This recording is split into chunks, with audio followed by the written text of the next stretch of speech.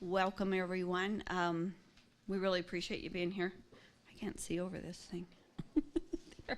Oh, look, there's people behind it. Great. Is that okay?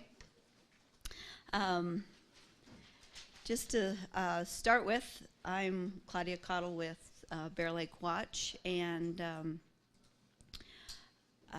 wanted to thank everyone for being here. Oh, there's Mitch. I'm stalling till he shows up. Mitch, we're going to stand up. This is Mitch Polson with the Bear Lake Regional Commission, and we are the co-chairs of the Bear Lake Regional Planning Scoping Group. How's that for long enough? Especially want to thank Ken Sizemore drove all the way from St. George and will address us at lunch. We're grateful that he's here, and we have a number of other guests that are going to be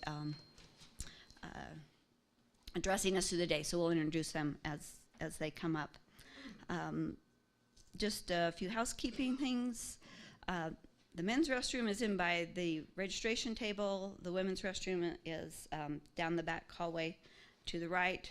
There is a coat closet here if anybody's got stuff they want to stash. We have water and juice and cookies and some coffee in the back, and please help yourself to that as we go along. We will have lunch down in the other building at noon, and hopefully you'll all stay for that because that's when Ken's going to address us. So don't be abandoning us here. So, whoa, how we got here. I'm going to let Mitch take a few minutes and talk about a little background of how we got to this point where we're at today. Hi, Mitch.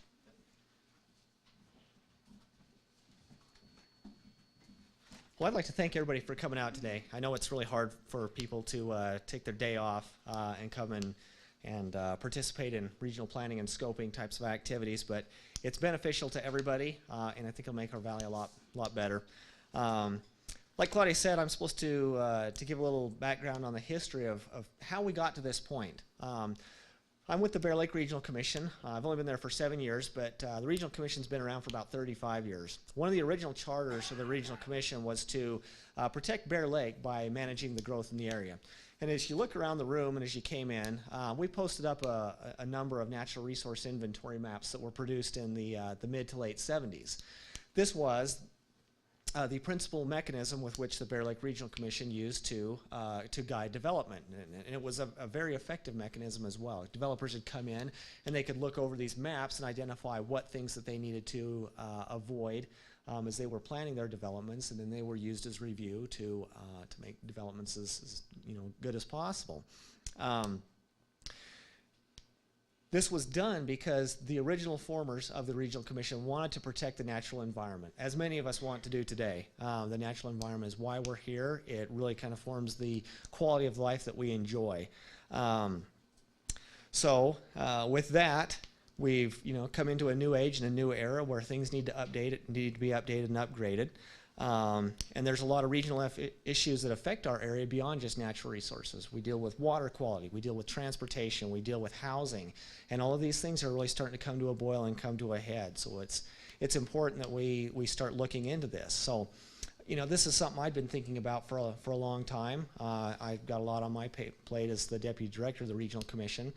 And Claudia came into the Regional Commission not too many months ago and proposed this notion of, hey, let's set up a regional planning scoping subcommittee where we can start looking at these things and evaluating them. And I thought it was a brilliant proposal because it's something that she could help us with and we could work together on to start being able to implement this plan to move forward in the future and start doing more regional planning.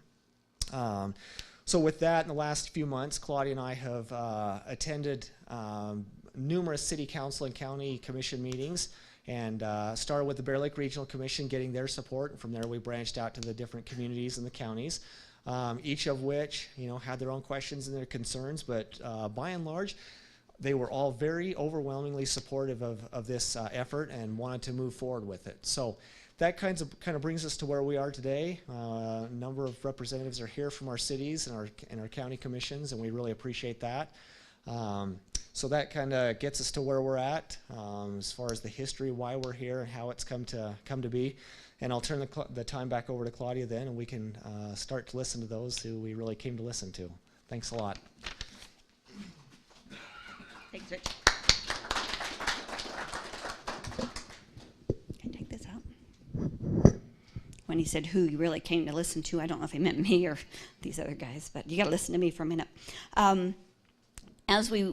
Our proposal for this scoping was to first gather the support, which Mitch spoke about, and then next was to determine need. And so we gathered people from the cities and the counties, mostly with some other interests along. And so we kind of went through this process, realizing that our needs drive our goals, and that drives our actions. And so we looked at this and said, well, how do you determine need?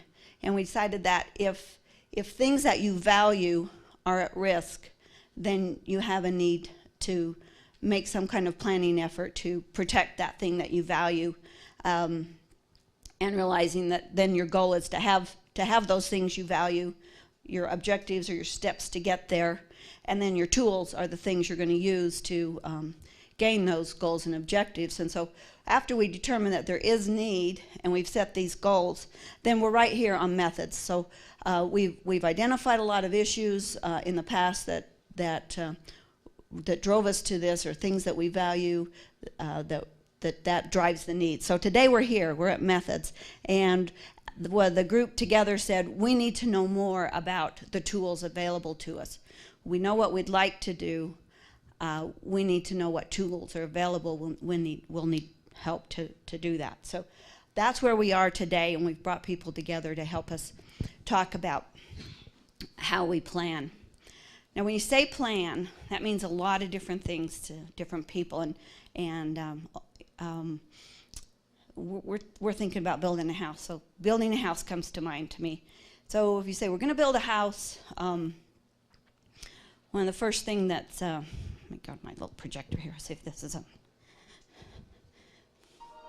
Sorry, it's supposed to be on. Okay. Just give me a second. Sure.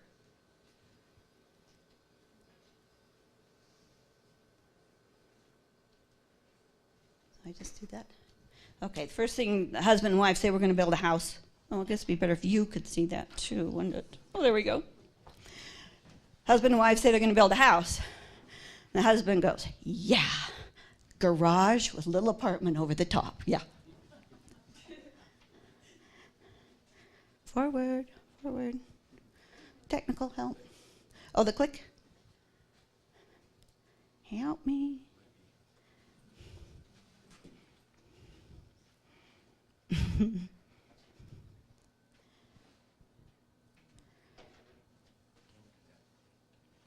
Oh, too far.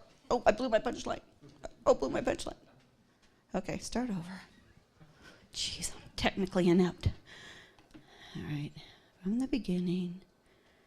Okay, husband sees this. Wife sees this. Yes, we will build a house. It will be wonderful. We'll have room for all of our stuff. And he said, yes.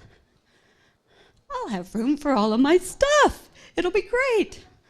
There's room. But of course, she's thinking, this is what my house will look like. It will be beautiful. There will be order. It'll be lovely. Obviously, they'll have some discussions. And eventually, they hit the computer, and then they come up with something maybe a little more reasonable. A lot of people, when you start this process, the first thing they do, some people will what? Pick up a pencil and start drawing lines. Oh yeah, I'm planning a house. I'll probably grab a magazine and start ripping pages out of the magazine. David will get on the internet and start doing a Google SketchUp and drawing walls and roofs, and somebody else will call their mom, see what she says. Somebody might actually go to the forest and meditate for a little while, think about that. So everybody has a different way they approach planning, and all of those things are good, and they'll all eventually lead you to the right place. But in building a house, if you have a wise architect, he's going to make you step back and think. Hang on a second.